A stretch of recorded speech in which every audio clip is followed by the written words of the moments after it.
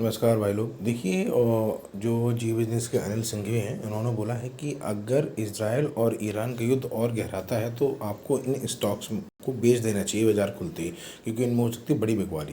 देखिए यहाँ पर क्या लिखा है कि अंतर्राष्ट्रीय बाजार में कच्चे तेल की कीमतें 2 महीने की ऊंचाई पर पहुंच गई हैं। ठीक है, इसकी वजह से जो स्टॉक है वो सेल करने हैं।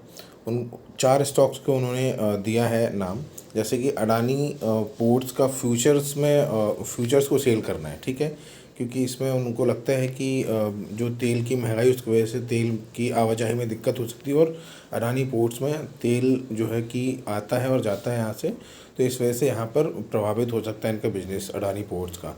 सेल इंडिगो फ्यूचर्स, देखिए जब लड़ाई और युद्ध वगैरह होते हैं, ये इंडिगो के फ्यूचर्स को सेल करने के लिए बोला, तो उस टाइम पे क्या होता है कि जो पैसेंजर्स हैं वो एक एक दूसरे कंट्रीज़ में जाना कम कर देते हैं, तो इस वजह से जो इनको की सेल है वो भी कम हो जाती है, यानी कि इनका जो बिज़नेस है वो थोड़ा सा डाउन हो जाता है। एचपीसीएल के फ्यूचर्स में बिकवाली करने के लिए बोला है।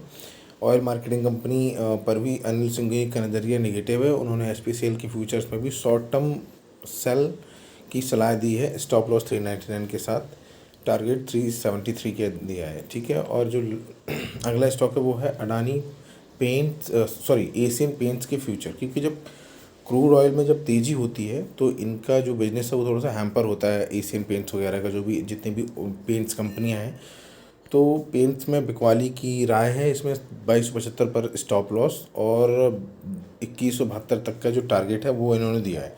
तो इस तरह से 4 कंपनियां जो अनिल सिंघवी बोल रहे हैं कि यहाँ पर बिकवाली करनी चाहिए। बाकी एक और कंपनी है जिसमें इन्होंने 2 साल में डबल होने का नज़रिया अपना पेश किया है।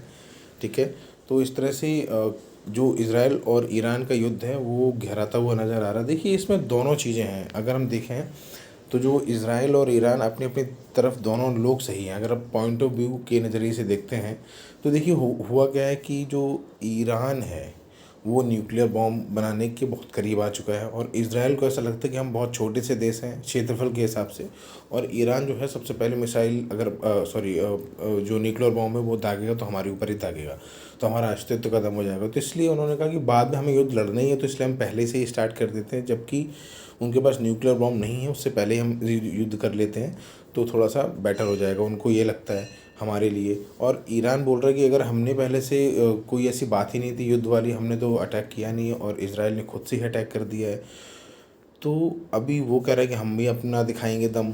तो देखिए ये जो चीज़ें हैं ये चलती रहेंगी, जैसे कि किसी टाइम में रसिया को लगा कि अगर यूक्रेन नाटो में शामिल हो जाता है तो हमारे लिए प्रॉब्लम है, ऐसे इजराइल को लग रहा है कि अगर वो न्यूक्लियर बॉम्ब बना लेता है तो हमारे लिए प्रॉब्लम है, और ईरान कह रहा है जी हमने तो कुछ किया नहीं फिर भी हमारे ऊपर अटैक कर दिया, तो अब हम भी अपनी ताकत दिखाएंगे।